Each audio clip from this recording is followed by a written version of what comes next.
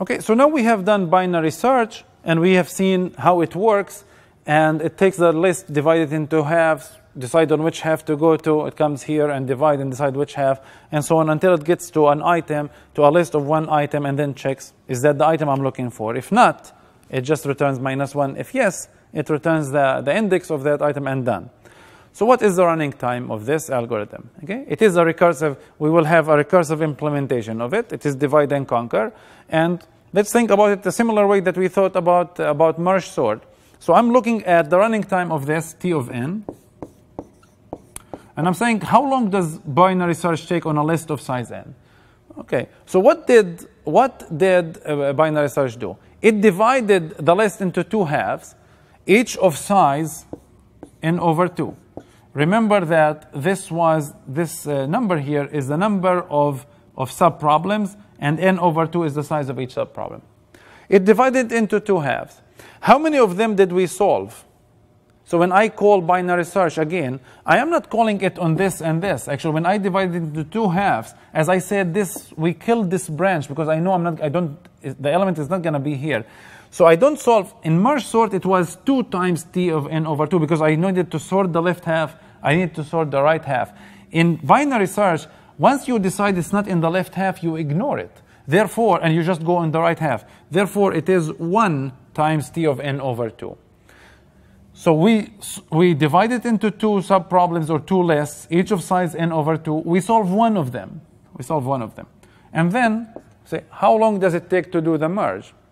Merge, in fact, actually here we don't do any merge, and it is O of 1. Okay? It is O of 1. For the base case, T of 1 is O of 1 as well. Right? In the case of when it's one list, you are just doing a comparison and returning. So this, again, we go back to the issue of we have a recurrence, and the recurrence is of the right form for the master theorem. Again, remember the master theorem applies to recurrence of the form T of n equal A of T of n divided by B plus F of n, where F of n is O of n to the D, right? So here, this was the kind of recurrence it applies to. What is A? It's 1.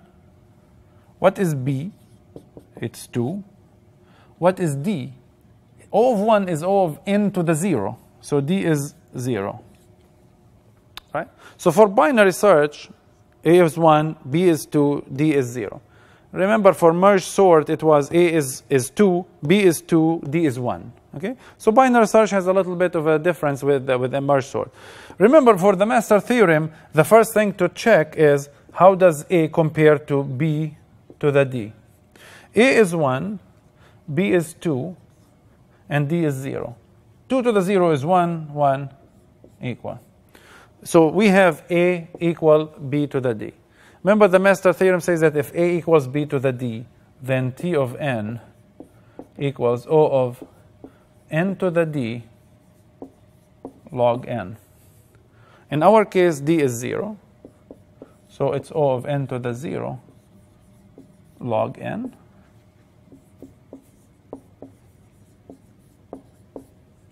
So the running time of binary search is actually log n.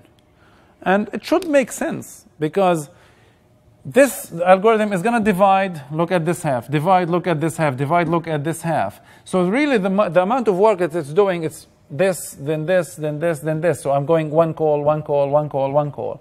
So it's basically the height of this tree, going from here to here. So it's just one path that it's going to take. What is the height of this tree? If you think about it carefully, because I take this divided into 2, this into 2, this into 2.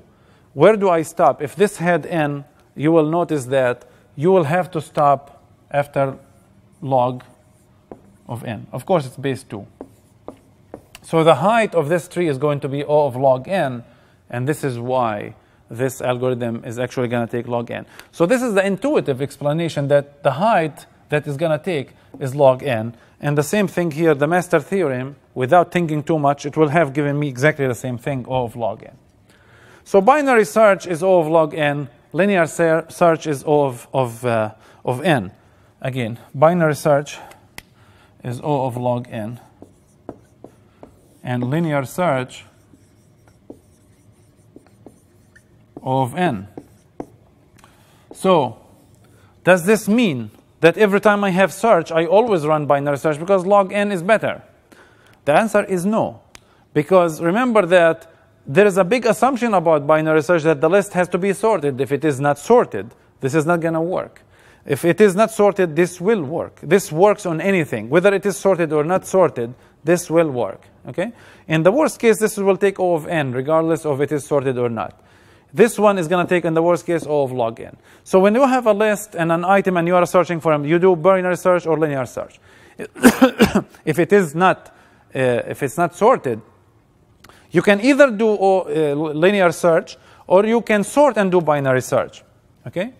So I can do linear search. I can do linear search, which will take O of n. Or I can do sort first, and then I can do binary search. But this is going to take, we have seen it already, n log n, plus O of log n, and this is, of course, O of n log n. So it doesn't make any sense to sort and do binary search. Just do linear search, and you are going to get the O of n.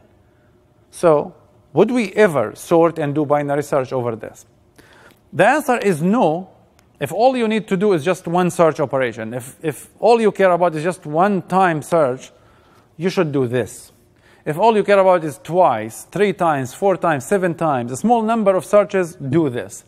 But imagine what would happen if you have a list with millions of items and your search operation is done millions of times. Then it is worth putting the effort into searching first and then start doing all the other search queries in log n. Okay?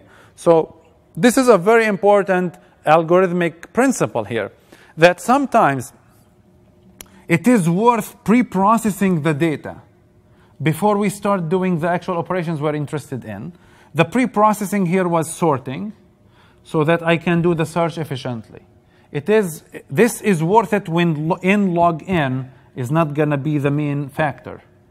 N log n is not the main factor. It is when the number of operations here actually overwhelms this. So I will always have n log n for the sorting plus k times log n, where k is the number of search queries that I will be executing. If k is much larger than n, this is worth it. If k is too small, this is not worth it. Okay? So this here, now that we have seen sort, you can start using sort as a pre-processing technique. Pre-process the data and do the other operations much, much faster. This belongs in some sense to the category of transform and conquer, this kind of approach, in the sense that I wanted to do a search on a list. I transformed the instance of the problem by sorting it, and then I did my actual solution to the problem. Okay?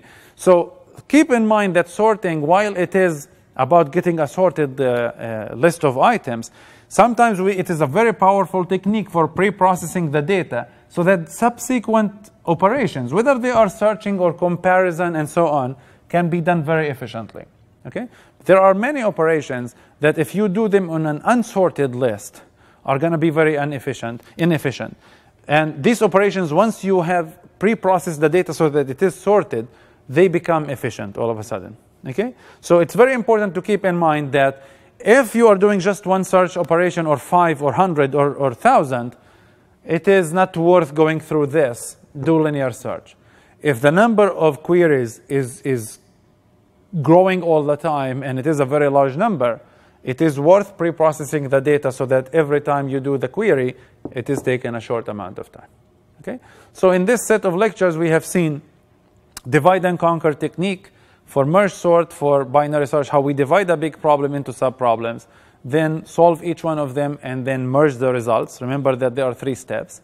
We have seen that the natural implementation of these algorithms is recursive, where you call the functions multiple times on the instances of the sub-problems. We saw that these recursive algorithms naturally give rise to formulas that we call recurrences for the running time of the algorithms.